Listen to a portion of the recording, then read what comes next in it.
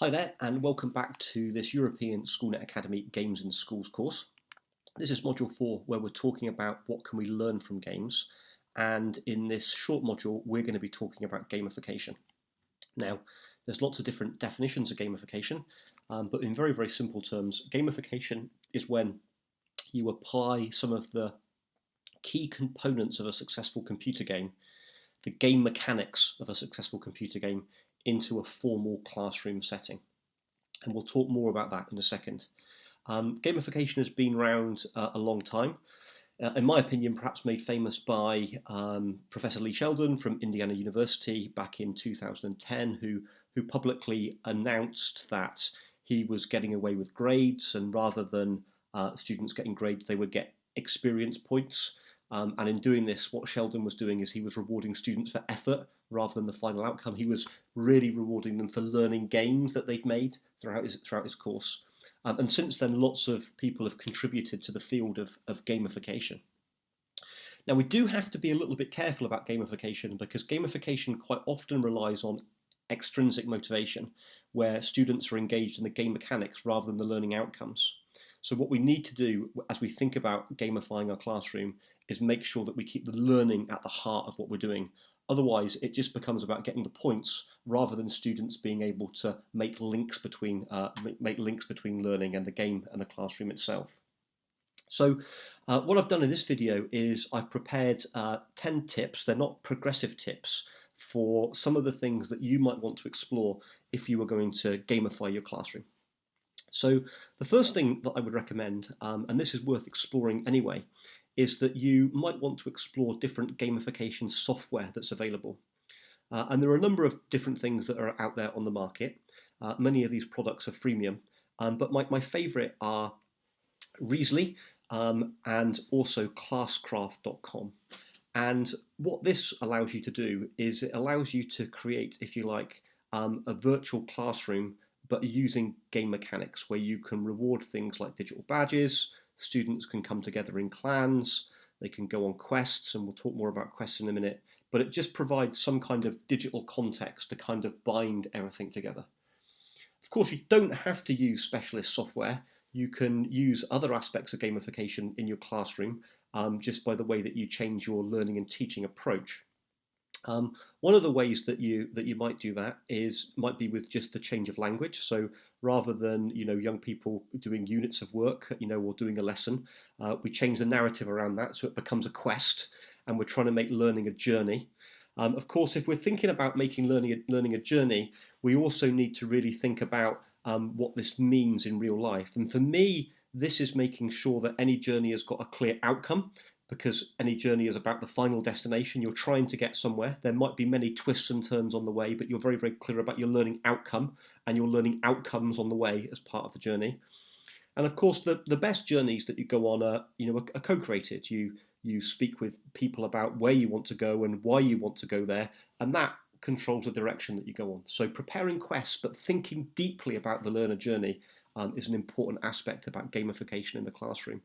It's also just good learning and teaching. Tip 3 then would be around this whole idea of experience points. I've mentioned experience points already because it's something that Sheldon did back in 2010 and even before that. And the idea behind this is that you're not really giving grades, but as the student moves through the learning experience, you're really giving them rewards. You're really giving them points and rewards for effort. And you might also give them points and rewards for completing specific tasks as well.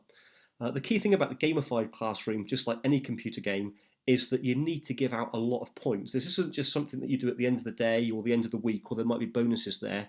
Is that people are constantly progressing all of the time. So the tip here is you need to give these out if you want to gamify your classroom using experience points. But importantly, you need to be generous with the experience points as well, and be very clear to the students how they can gain them as part of going on the learning journey. Remember, this is about effort, not necessarily about grades. It's about progression from where the students were to where they want to get to.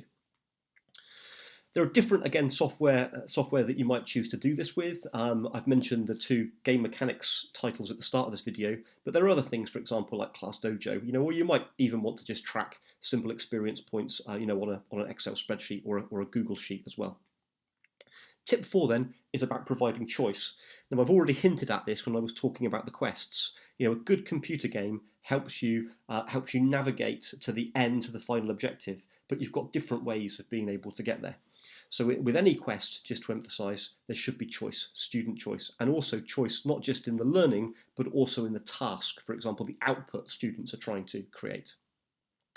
Tip 5 is to encourage modding, and this is one of the things that educators often find the most difficult to get around. Modding is basically where you basically change and you adapt to the computer game. It's a form of hacking. Some people speak very positively of modding. A lot of people are very uncomfortable with the idea of modding.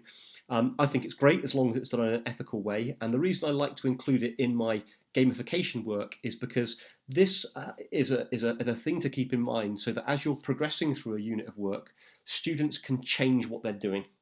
They can change what they're doing in order to pursue their own individual interests, and own individual ideas. So any good gamification software should be allowed to adjust it slightly so that it's a bit more personalized towards the learner.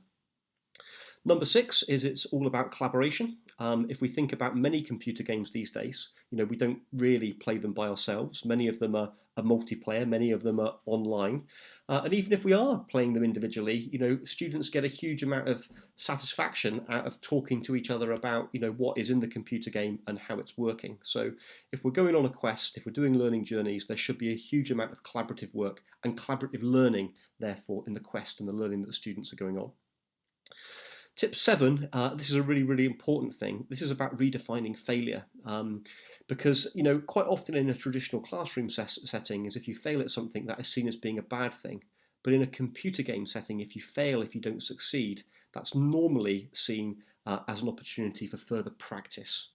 And that's what we're trying to get in our classrooms. We're redefining that failure structure, and we're emphasizing that practice is important. Failure is a good thing, but then we keep practicing so that we can get better, so that we can then therefore achieve these learning outcomes. Leaderboards, I think this is one of the things that should be optional within a gamified classroom. But where I've seen the best use of leaderboards is when there's leaderboards for different things. So you might have leaderboards for students that are the further ahead with the task, and that would be a very traditional way to look at leaderboards. But there are also different types of leaderboards as well. So you might have a leaderboard, for example, for students that have helped the most, or you might have a leaderboard for students that are the best at collaboration, or you might have a leaderboard for students that have been able to think the most creatively, or a leaderboard which is peer assessed. All of these things are, of course, incredibly important. Tip 9 is around Easter eggs. Now, in computer games, there are normally little Easter eggs, these little back doors, little surprises that you find, from time to time. And this is a great thing to try and include in your lesson. Little surprises in terms of the units, which just kind of throw the students off track and take them in a little bit of a different direction. So, for example, they think they're going to be doing something on a Tuesday morning because you've set the scene on the Monday afternoon when the students have left. But when they come in, they're doing something completely different. It's a surprise. It's still linked into the unit of work, but it kind of puts them off guard. Why is this important? Because, of course, this is a really, really good way to teach resilience in young people. And number 10, this is for me, is about rewarding mastery. You get a lot of computer games which reward people that are really, really good because they've mastered the game. But for me, this is all about learning to learn. And within a gamified classroom, we should reward mastery to the students that are able to help the other students the most, to explain the task, to explain the assessment item, to explain the way that you want this done, and they should be recognised for that. So there you go. That's 10 tips for how you might go about gamifying your classroom. You certainly haven't got to use all 10 of those tips, but there might be some ideas in there that you can think about. And one of the things that I'll be encouraging you to do, at the end of this unit, is to think a little bit about, how might I use some of those tips in there, not to 100% gamify my classroom, but how might some of those ideas be useful some of the time to improve my learning and teaching practice. We're going to be talking about another aspect of gamification in the next video, which is the rewarding of digital badges. So we'll talk about that next.